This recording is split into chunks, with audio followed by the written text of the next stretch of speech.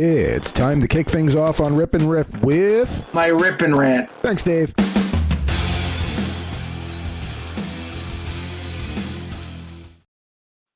Did you appreciate that pre-rant? Didn't want to fire the load a little bit too early there, but no, it's like a little warm up. It was like a little appetizer, just enough to like get you looking forward to the main course.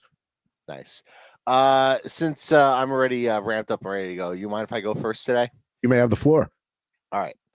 So I feel like this is a recent trend we've seen a lot this season between the NFL and college football, and we saw two instances of this yesterday.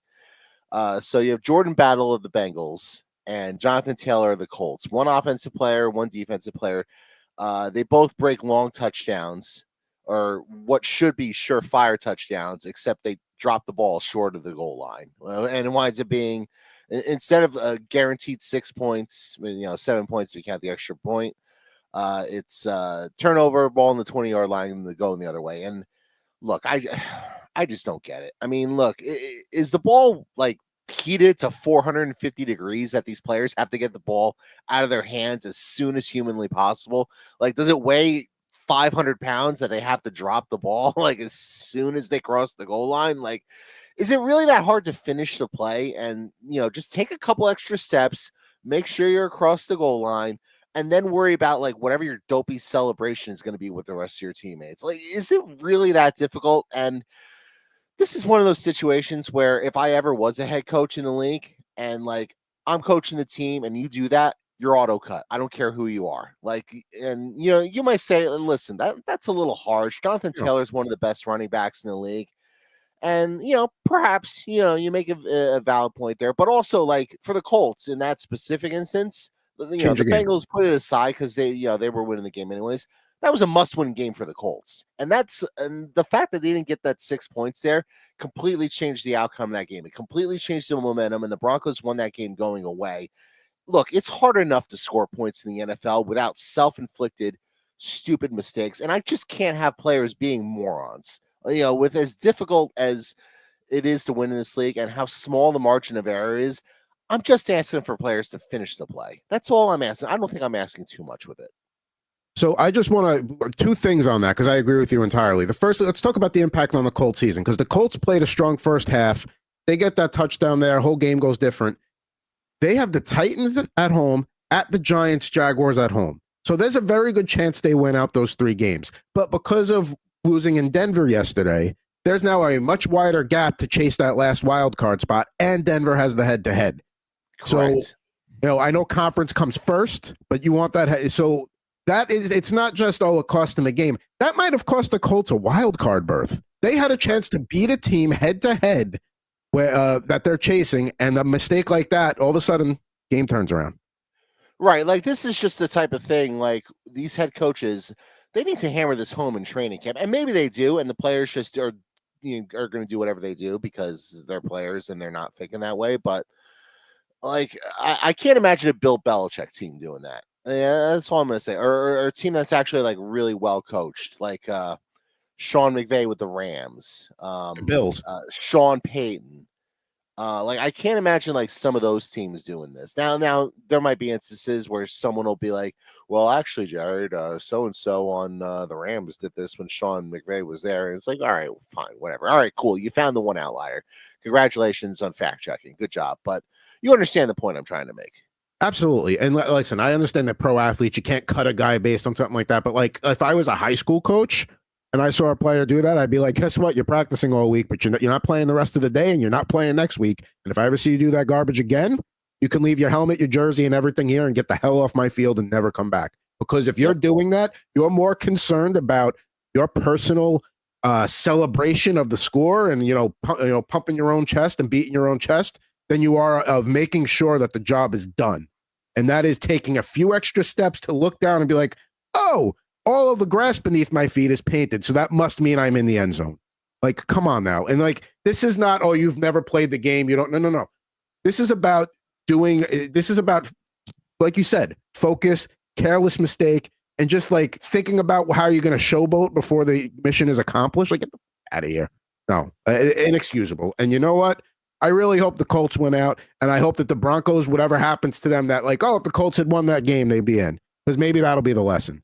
Because if I was a coach at a high school level to go back to that, I would show what Leon Lett did in the Super Bowl. You're about to have a huge play. You're about to return a fumble for a touchdown. And then the guy I want on my team is Don Beebe, the guy who ran his ass down and caused the fumble at what, the 2-yard line before he scored? That's the kind of guy I want. Don't be the guy who was dragging the football and taunting. Be the other guy. Well, it probably doesn't help matters the fact that the Cowboys won that game, because had the Cowboys lost that game, you're right, that would be a teaching point for every head coach at every level from now until the end of time.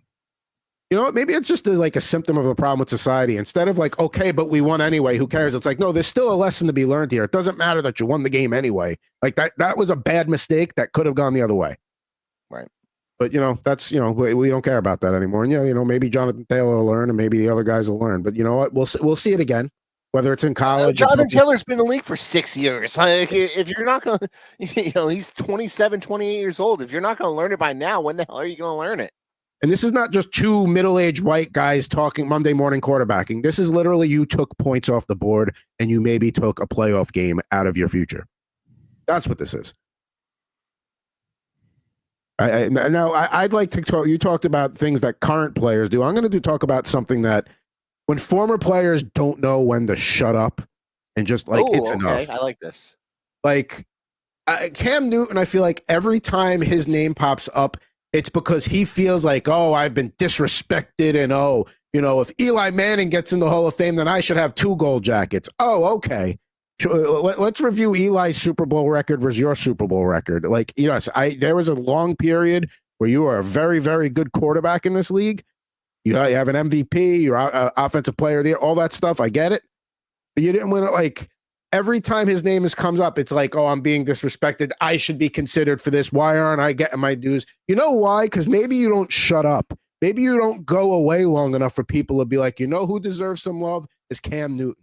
Because you know what people want, what people don't want to do is give recognition to somebody who keeps begging and screaming that I deserve it.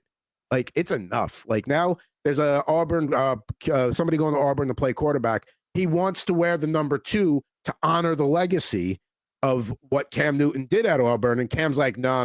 Like, I wouldn't even let my own son wear that, blah, blah, blah. It's like, dude, like, get over yourself. Like, you're worrying about tarnishing your legacy, but every time you open your mouth, you tarnish your own legacy. You're a crybaby. It's enough. Just like go away for a little bit, and maybe people will miss you. Maybe people are like, you know what? We need, Cam Newton deserves a little respect. Maybe we overlook that. But when you're constantly like saying, I should get mine, nobody wants to give you yours. Now, I'm going to ask an important follow-up question. And I don't know if you researched this, so I'm not trying to put you on the spot here. Do we know if Auburn retired number 2 for Cam Newton? Because I know some universities do retire numbers and some don't. And I don't know what the situation there is with Auburn with Cam. You would think probably because Auburn, Cam is a former Heisman Trophy winner for that school. And I think they won the national championship. So there are 3 numbers. There will be plenty who wonder when Auburn will retire number 2 for Cam Newton. But right now they have 3 numbers. Bo Jackson, number 34, 88 for Terry Beasley, and number 7 for Pat Sullivan. I would say those are well deserved. Yeah, I mean, look, I get Auburn. Maybe they took number 2 out of circulation, out of respect for Cam Newton or something. I don't really know the answer to that question, but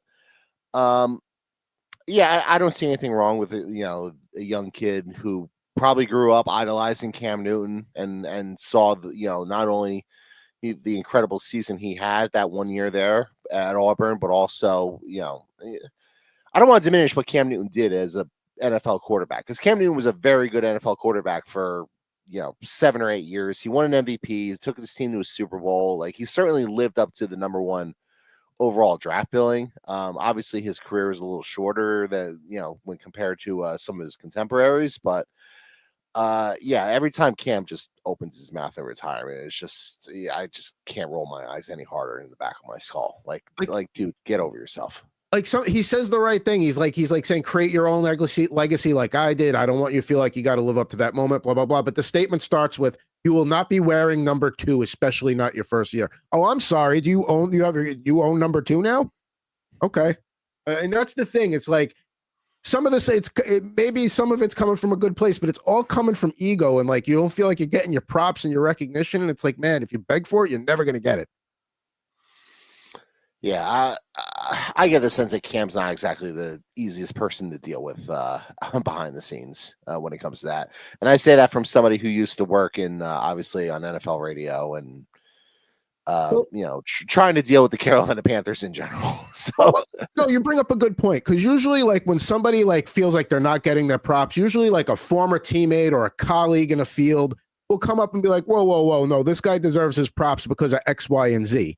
I mean, like Metallica's drummer Lars Ulrich is not a very good technical drummer, but he is a very good drummer for James Hetfield's guitar playing. So anytime somebody bashes Lars Ulrich, oh, he's a terrible drummer, other drummers will step up and be like, no, Lars is good. It's just blah, blah, blah. You know, like you don't see anything like that for Cam Newton. You don't see anybody stepping up and being like, yeah, where's this man getting his due? So that tells you something too. Yeah, it tells you a lot of his contemporaries probably don't like him very much, which, I can kind of understand it when Cam has a lot to say. And it's not like I don't have a problem with brashness or anything like that, but it's just like give it a rest a little bit. Less is more sometimes.